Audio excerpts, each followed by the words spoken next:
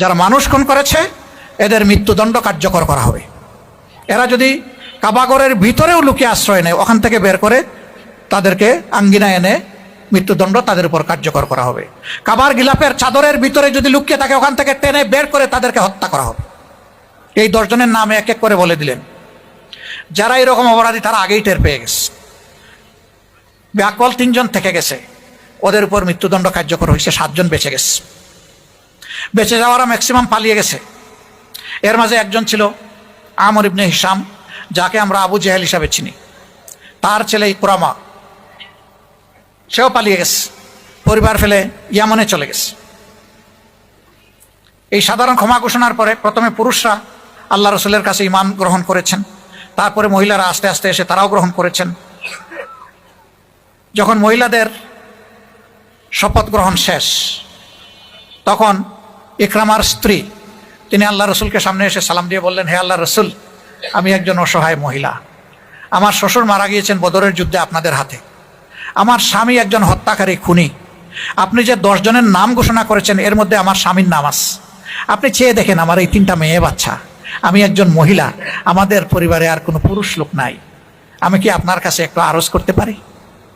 আল্লাহ রসুল বললেন, মা তুমি আরজ করো। কি তোমার আরজ? মা ডাকলেন। সে বলল, হে আল্লাহ রসুল, আমি কি আমার স্বামীর নিরাপত্তা আপনার কাছে চাইতে পারি? এবার আল্লাহ রসুল আসমানের দিকে তাকালেন। এরপরে খুশি মনে বললেন, তোমাকে মা হিসাবে সম্মান করা হলো, তোমার স্বামীকে তুমি এবং তোমার বাচ্চাদের জন্য নিরাপত্তা প্রদান করা হলো। ইকরামার স্ত্রী ইয়েমেনে গিয়েছেন, স্বামী গো আসো, তুমি মাপ পেয়ে গেছো আল্লাহর পক্ষ থেকে। আল্লাহ রসুল এটা ঘোষণা দিয়েছেন। তুমি পাগল হইছো? আমারে আল্লাহ রসুল ছাড় দিবে? আমার বাবা যখন হজরতে সুমাইয়া রাদিয়াল্লাহু তাআলা আনহা ইসলামের প্রথম শহীদকে বর্ষা দিয়ে হত্যা করে, আমি সেই হত্যা আমার বাবার হাতে তুলে দিয়েছিলাম। ইসলামের প্রথম শহীদের বর্ষা, হত্যাকারী বাবা আর আমি তার সাহায্যকারী। এরপরে আমার হাতে আরো 3 জন লোক মুসলমান নিহত হয়েছে। মুহাম্মদ আমাকে ছাড় দেবে না। স্ত্রী এবার কঠোর হয়ে গিয়ে বলল, তুমি কি তোমার জীবনে কখনো কাউকে বলতে শুনেছ যে মুহাম্মদ সাল্লাল্লাহু আলাইহি সাল্লাম কখনো মিথ্যা কথা বলেছেন? কয় না, তা শুনি। ওয়াদা করলে ভঙ্গ করেছেন? কয় না, তা শুনিনি। আমানত তার কাছে রাখলে এটা তিনি রক্ষা করেন নাই, খেয়ানত করেছেন? কয় না, তা শুনিনি। তখন হাতে ঝাঁকুনি দিয়ে তার স্ত্রী বলছে, আল্লাহর কসম, আল্লাহ রসুল আমাকে যা বলেছেন, আমার 2 কানে যা শুনেছি তা কখনো মিথ্যা হতে পারে না, আমি তোমাকে নিয়েই ছাড়ব।